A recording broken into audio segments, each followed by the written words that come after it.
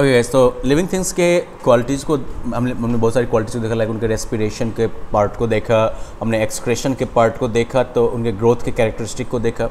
इनके अलावा जो लिविंग थिंग्स में और भी गुण होते हैं। For example living things reproduce का मतलब क्या हो गया कि जितने भी लिविंग थिंग्स हैं वो जो है अपने जैसे जो है बच्चे पैदा करते हैं, ठीक है।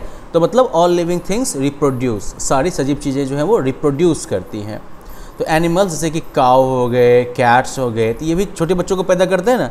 गाय का बच्चा जो हो गया वो काफ हो गया, कैट का बच्चा जो हो गया वो किटन हो गया। इसी तरह से ह्यूमन बीइंग्स जो हैं, we human beings reproduce by giving birth to babies. हम इंसान भी जो है हम भी रिप्रोड्यूस करते हैं बच्चे पैदा करके, राइट। कुछ एनिमल्स हैं जैसे कि birds, frogs, snakes and mosquitoes, तो वो जो है अंडे देते हैं और अंडे से बच्चा पैदा करते हैं।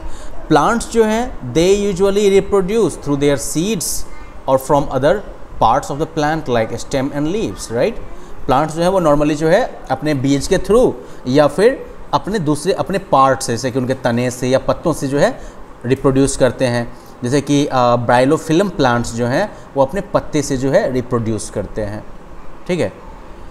तो इस तरह से जो है प्लांट्स जो है इनमें रिप्रोड्यूस करने का गुण होता है। दूसरा चीज़ ये हो गया कि लिविंग थिंग्स जो है वो रिप्रोड्यूस करते हैं। रिप्रोड्यूस का मतलब क्या हो गया, giving birth to young ones of their own kind, that's reproduction. Next is living things respond to stimuli. Stimuli मतलब बाहर से जो कोई चीज़ प्रभाव डालती है तो उस पर जो वो हो गया स्टिमुलाई, जिस पर कि आप रिस्पॉन्ड करते हैं।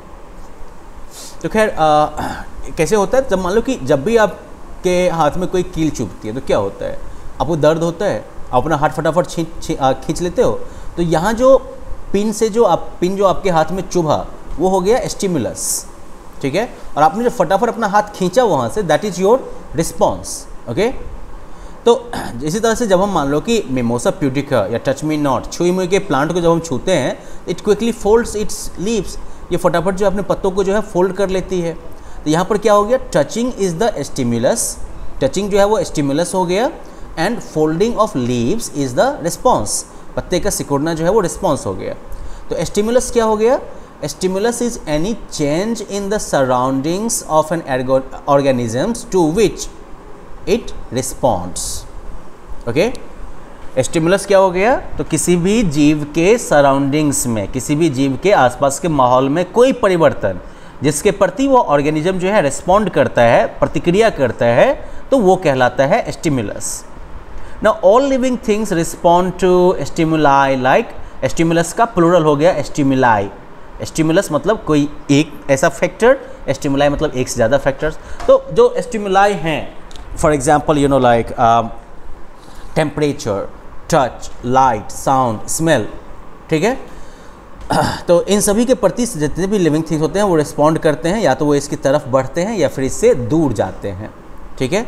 तो इस तरह से जितने भी लिविंग थिंग्स हैं, all living things can feel and are able to perceive the changes occurring around them.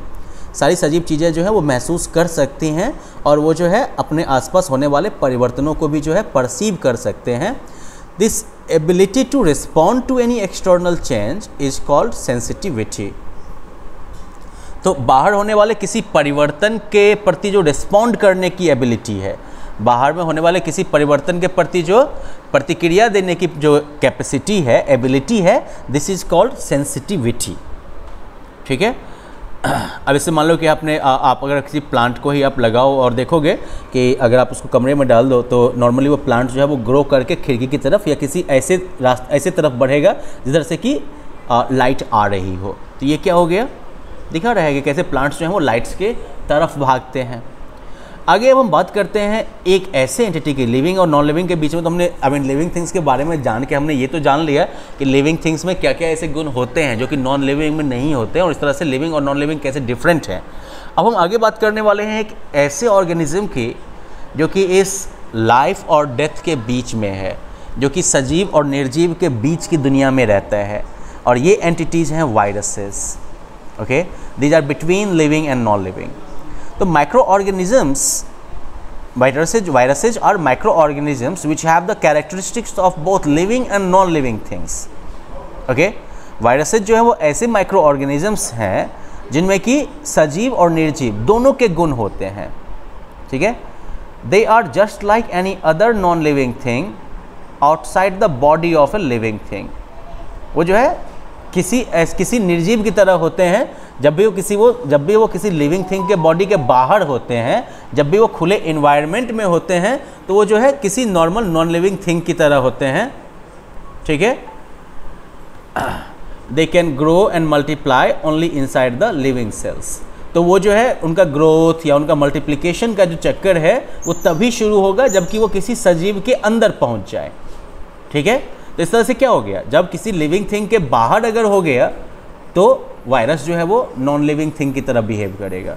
लेकिन जब वो किसी लिविंग थिंग के अंदर घुस गया तो फिर वहाँ पर वो ग्रो करना शुरू करेगा, मल्टीप्लाई करना शुरू करेगा और ये जो है लिविंग थिंग की तरह बिहेव करने लगेगा। इस तरह से कह सकते हो कि वायरसेस जो हैं वो लिविंग और नॉन लिविंग के बीच की दुनिया में रहते हैं और इसलिए they are often considered the connecting link between the living and the non living things. Okay, अक्सर जो है उन्हें लिविंग और नॉन लिविंग इनके बीच में कनेक्टिंग लिंक के तौर पर देखा जाता है। ठीक है, this is like influenza virus, bacteriophage and everything. So let's like have a quick like comparison कि जो डिफरेंट पैरामीटर्स हैं लिविंग और नॉन लिविंग, उनके आधार पर जो है लिविंग में और नॉन लिविंग में क्या फ़र्क होता है। तो चूँकि हम लोग पिछले चैप्टर्स को पढ़ ही चुके हैं तो ये टेबल को फॉलो करना आपके लिए काफ़ी आसान होगा। हम लोगों ने मेनली क्या पढ़ा है कि जितनी भी चीज़ें हैं हमारे आसपास, all are made of matter. Matter क्या होता है, तो anything that has a mass and occupies space is called matter. लेकिन जितनी भी चीज़ें हैं उनको हम जो है लिविंग और नॉन लिविंग थिंग्स में बांट सकते हैं। राइट, हम लोग जो है नॉन लिविंग थिंग्स के गुणों को पढ़े, हम लोगों ने जो है नॉन लिविंग थिंग्स के गुणों को पढ़ा और उसके आधार पर हमने ये देखा कि नॉन लिविंग थिंग्स और लिविंग थिंग्स में क्या फ़र्क होते हैं।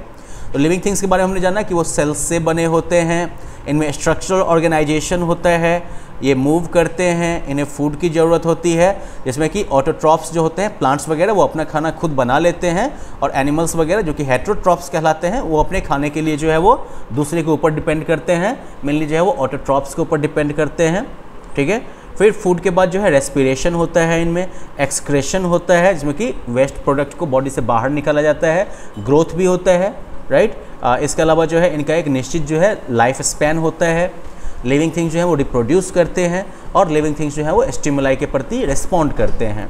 और नॉन लिविंग थिंग्स वो हो गए जो कि ये सब चीज़ नहीं करते हैं। Right, so that's it for this lesson.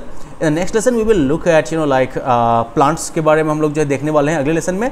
तब तक के लिए आप लोग क्या करिएगा, तो इस चैप्टर के क्वेश्चन आंसर्स को पूरा करिएगा and of course that will test how well you have understood this chapter. So see you with the next lesson then. Until then have fun, bye bye.